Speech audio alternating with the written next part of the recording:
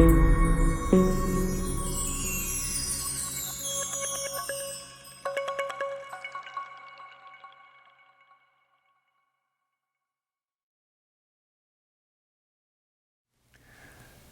good morning and welcome back to another Truth for Today. I'm Pastor Mike coming to you from the Lighthouse Baptist Church here in Seagrove, and we hope today's devotional thought finds you doing well. Taking our reading this morning out of the book of James, chapter number 5 and verse number 16. And in James 5:16, the Bible says this: confess your faults one to another, and here's where I'm really interested in, and pray one for another that you may be healed. The effectual, fervent prayer of a righteous man availeth much. The title or the thought that we want to present today is simply this: who have you prayed for today? That's what James is communicating to us here in the text. And there are many other passages in the Bible that teach us that it's our responsibility to pray one for another. That's what part of the Christian life is like. Sometimes whenever you see someone get saved and you start trying to disciple them, you start introducing them to what prayer is.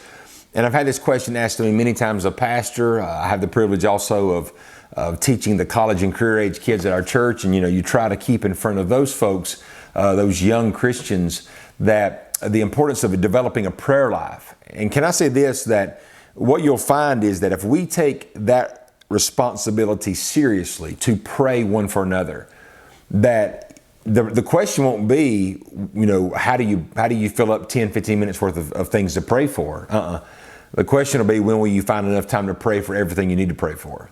I would challenge you to this: regardless of where you go to church at, you should take the personal responsibility to pray for everybody in the congregation. Everybody that's a regular, everybody that's a member especially.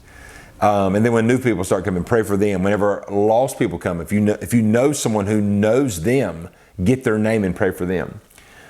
You say, well, how in the world do you remember all those names? Well, you cheat. That's what you do.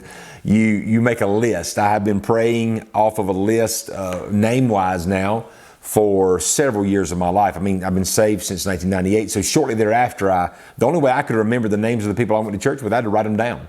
And it's kind of odd because the next thing you know, you start remembering pews where people sit at and stuff like that. But here's what I've learned. If I pray for the people that I pastor, people in my church, then I have a list of missionaries. I try to divide up. We support 40-some missionaries at our church. I try to divide them up in groups of 7 or 8 per day for 7 days of the week. And every one of them gets prayed for by name each week. Then I have a list of probably, 80 to 100 preachers. They also get divided up with a certain amount per day.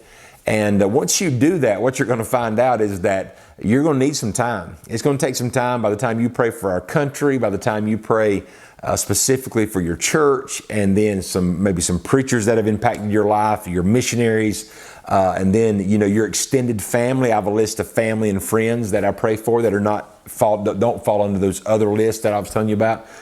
I just believe this with all my heart. I want people and I need people praying for me. And it is my responsibility as well to pray for others. So the question today is, who are you praying for?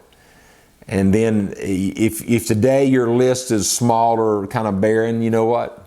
It's time to get busy putting some names on there. I'm not talking about just names out of the phone book. I'm talking about the names of the people you know. Family, friends, church family, missionaries, preachers. I mean, all the people that need your prayers, and most of all, your lost friends and family.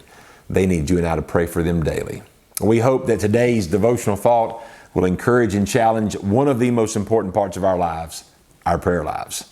And as always, we hope that the Lord will use this devotion, and may the Lord richly bless you with it, is our prayer.